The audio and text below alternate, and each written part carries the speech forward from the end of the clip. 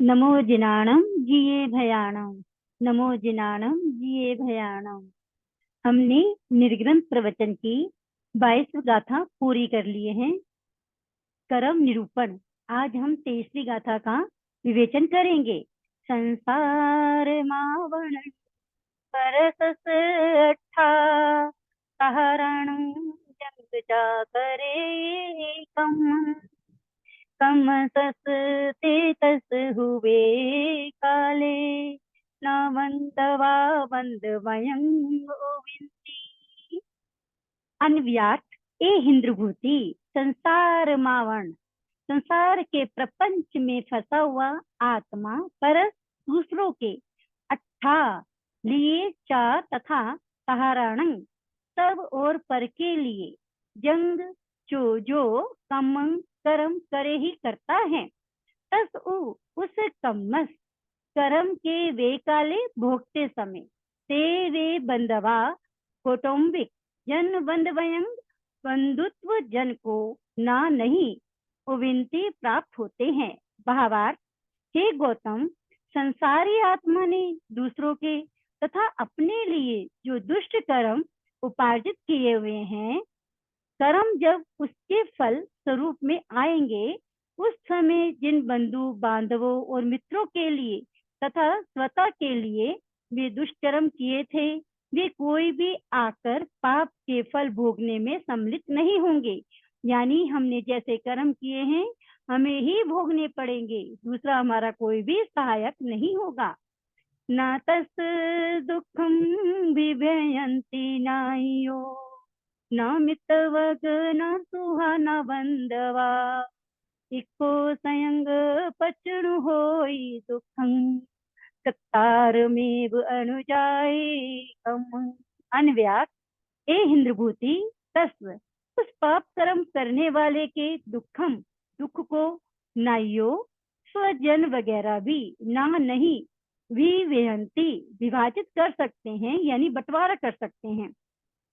और ना ही मितवक मित्र वर्ग ना हो सुआ पुत्र वर्ग ना बंधवा बंधुजन कर्मों के फल में भाग ले सकते हैं। इक्को वही अकेला दुखम दुख को बच्चनु होई भोगता है, क्योंकि कम्मं कर्म कतार में करने वाले ही के साथ अनुजाई जाता है।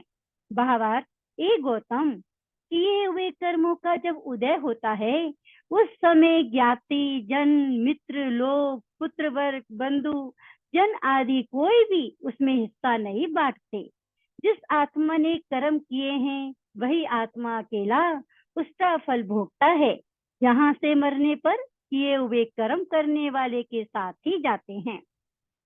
जिच्चातुपयं च चौपयं च खित्तंगिहं दंधर्णं च सवं सकं विहो अवताप्यायी परंग भवंग सुंदरंग पावगं पा। अन्व्यास हे हिंद्रभूति सत्संवियो यानी आत्मा का दूसरा साथी उसका अपना किया हुआ कर्म ही होता है, इसी से अवसो परवश होता है।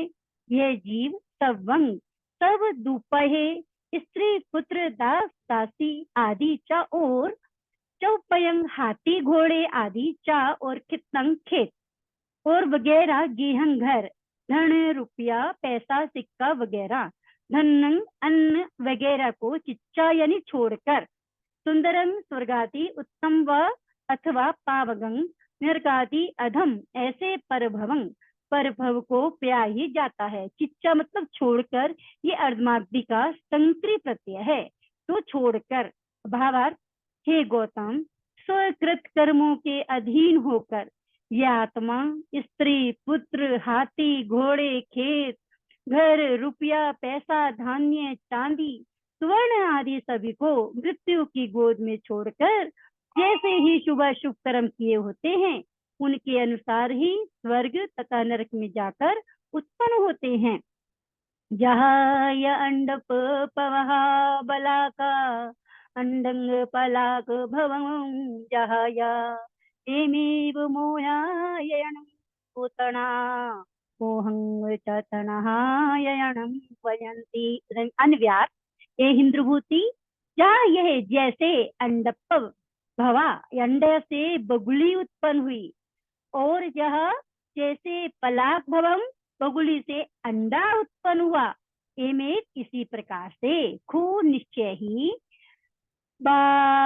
मोहयन, मोह का स्थान तना तृष्णा, चाओ तनायन, तृष्णा का स्थान मोह, मोह है, ऐसा वयंती ज्ञानी जन कहते हैं। बहुत बढ़िया गाथा है इसमें कि किस प्रकार से बुगले से अंडा, अंडे से बुगला उत्पन्न होता है, इसी प्रकार से हमारी तृष्णा आसक्ति से मोह, और मोह से तृष्णा उत्पन्न होती है। हम ये नहीं कह सकते कि पहले ये है या बाद में वो है। हे गौतम, जैसे अंडे से बगुली यानी माता बुगला उत्पन्न होती है और बगुली से अंडा पैदा होता है, इसी तरह से मोह कर्म से तृष्णा उत्पन्न होती है और तृष्णा से मोह उत्पन्न होता है। हे गौतम, ऐसा ज्ञानी जन फरमाते हैं। रागो यदोसो विएकं वियं कम्मं च मोहभवं वयन्ति, कम्मं जाजायि मरणस् मूलम्, दुःखं जाजायि मरणं वयन्ति। अन्य व्यास, हे इंद्रभूति, रागो राग, या और दोषों भी है, दोष ये दोनों कम वियंग कर्म उत्पन्न करने में कारण होते हैं, और कम्मंग कर्म मोह भवम, मोह से उत्पन्न होते हैं, ऐसा वयंती ज्ञानी जन कहते हैं। चा और जाहि मरणस, जन्म मरण का मूलंग, मूल कारण कम्मंग कर्म ही है, और जाई मरणं, जन्म मरण ही दुखंग, दुख है, ऐसा वयंती ज्ञानी जन कहते हैं। भावार्थ, हे गौतम, वे राग और द्वेष कर्म से उत्पन्न होते हैं और कर्म मोह से पैदा होते हैं। यही कर्म जन्म मरण का मूल कारण है और जन्म मरण ही दुख है, ऐसा ज्ञानी जन कहते हैं। तात्पर्य यह है कि राग और द्वेष और कर्म में परस्पर द्विमुख कार्य कारण भाव है। जैसे बीज वृक्ष का कारण और कार्य दोनों है, तथा वृक्ष भी बीज का कार्य कारण है, उसी प्रकार से कर्म राग द्वेष का कार्य भी है और कारण भी है। दुखं अयं जस न होय मोह, मोह हो जस न होय तणा, तणा भया जस न होय लोभ, दोहो हो जस न किंचनाई। अन्व्यास, हे इंद्रभूति, जस जिसने दुखम दुख को अहम नाश कर दिया है, उसे मोहो मोहो ना नहीं होता है, और जस जिसने मोह यानी मोह अहो नष्ट कर दिया है, उसे तणहा तृष्णा नहीं होती। जस जिसने तणहा तृष्णा हया नष्ट कर दी है, उसे लोहो लोभ ना नहीं होता है, और जस जिसने लोहो लोभ अहो नष्ट कर दिया, उसके किंचनाइंग ममत्व नहीं रहता, किंचनाइंग किंचित भी मोह नहीं रहता। भावार्थ, हे गौतम, जिसने दुख रूपी भयंकर सागर का पार कर लिया है, वह मोह के बंधन में नहीं पड़ता। जिसने मोह का समूल उन्मूलन कर दिया है, उसे तृष्णा नहीं सता सकती। जिसने तृष्णा का त्याग कर दिया, उसमें लोभ की वासना कायम नहीं हो सकती।